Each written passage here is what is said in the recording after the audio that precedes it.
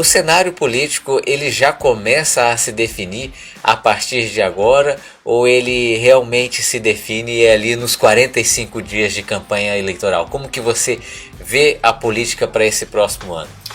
Na verdade, Veslanda, eu quero voltar e falar um pouquinho antes.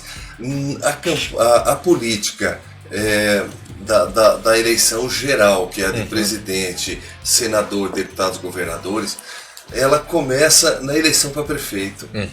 É onde os líderes maiores, eles mexem o tabuleiro, ajudam a eleger vereadores, prefeitos, eles fortalecem os partidos, eles fazem as conexões políticas necessárias para estruturar uma campanha para deputado, para governador, para senador, para presidente, enfim. Então ela já começou na eleição passada de 2024. Então podemos dizer isso, que a eleição de 2026 ela já teve início ali em 2024, com essa eleição dos prefeitos, dos vereadores, o fortalecimento das bases aliadas.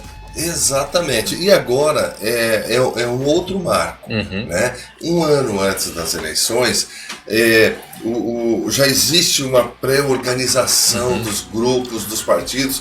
De agora para frente, quem não se organizou vai ter mais dificuldade. Sim. Um ano antes da eleição, é tradição que os políticos já estejam articulados e já estejam com os grupos compostos. Porém, nós temos duas etapas ainda importantes. Março, quando abre-se uma janela para as coligações, é o último prazo, né? Sim. Para quem está no poder e for concorrer a outro cargo, ele precisa renunciar como governador, por exemplo. Quem é prefeito, quem está no executivo. Que seja de qualquer outra, até de uma instituição, uma cooperativa, uma associação, se ele for ordenador de despesa, ele precisa renunciar 6 meses antes para poder concorrer a algum cargo.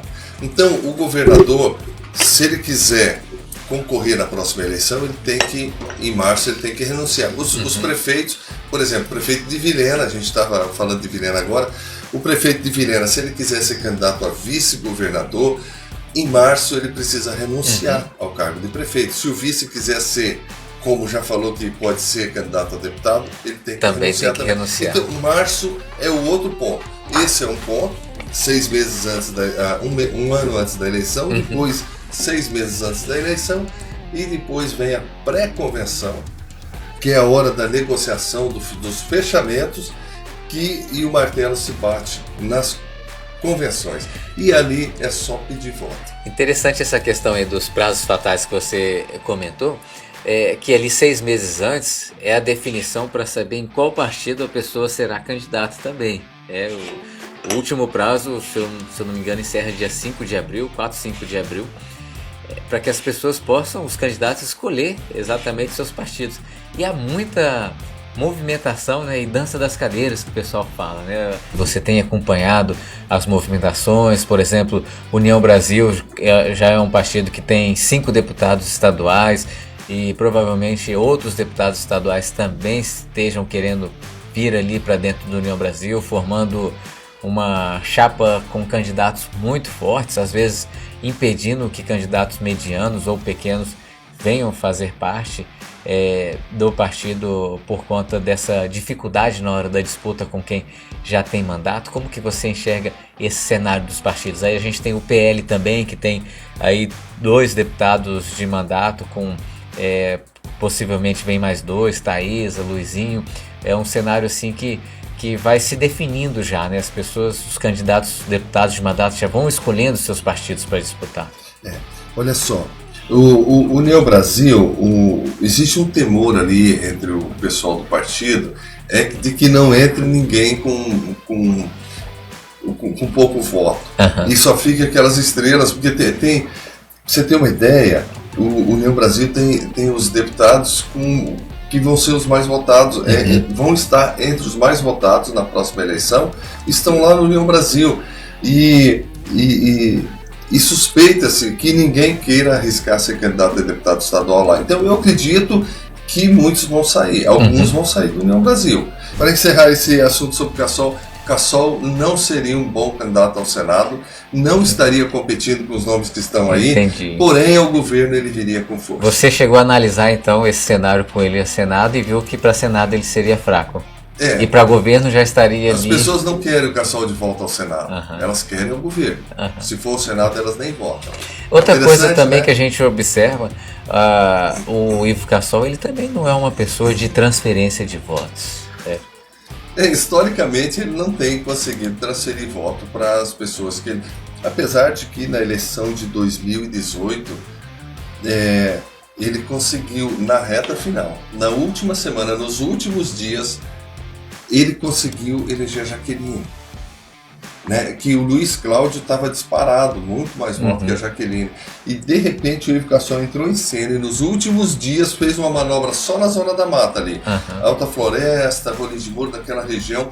Foi lá, trouxe as lideranças e disse aqui, vamos com a Jaqueline. As pessoas saíram do Luiz Cláudio, foram com a Jaqueline e elegeram Jaqueline. Então, mas sem grande expressão de votos também. Né? Assim... Exato, não é um voto assim, vote nesse, não. Muda voto quando ele chega na liderança e diz, vem para cá. Aí ele pode tirar as lideranças de determinado político e trazer para esse.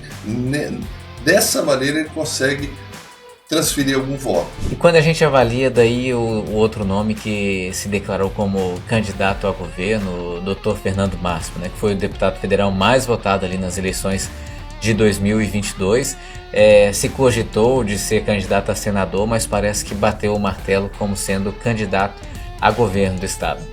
Então, eu até vi uma matéria, eu acredito que seja fake news, né, de que o Sérgio Gonçalves havia oferecido 4 secretarias de porta fechada para o Fernando Máximo não ser candidato ao governo e vir ao Senado.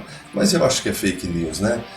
Porque o Sérgio Gonçalves, nesse momento, sem chance nenhuma, né? Porque ele não tem essa expressividade nem de voto, nem essa articulação política toda. E o Fernando Máximo se está muito bem.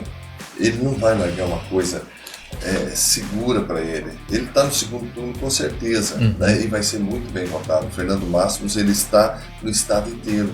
No estado todo, não só na capital e também não só no interior. Não, ele está no estado todo, em todo lugar que você vai, então o Fernando Máximo tem um bom nome e está sendo bem citado, né?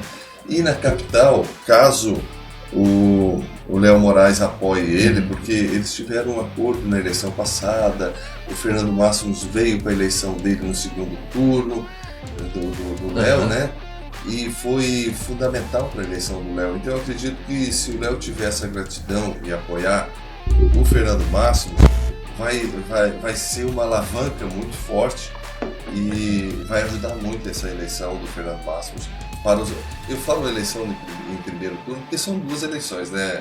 Ives, não dá para dizer o cara tem chances. Não, ele vai para o segundo turno, aí recomeça tudo, porque quem foi eleito deputado estadual, senador, deputado federal, eles vão se organizar em grupos e vão apoiar esse ou aquele. Aí só tem 2 candidatos, então reorganiza tudo. Quem tiver no PL vai disputar os 65%, e quem tiver no PT vai disputar 35%, menos 9% na verdade no PT, mas quem tiver num discurso contra Bolsonaro disputa 35% dos votos.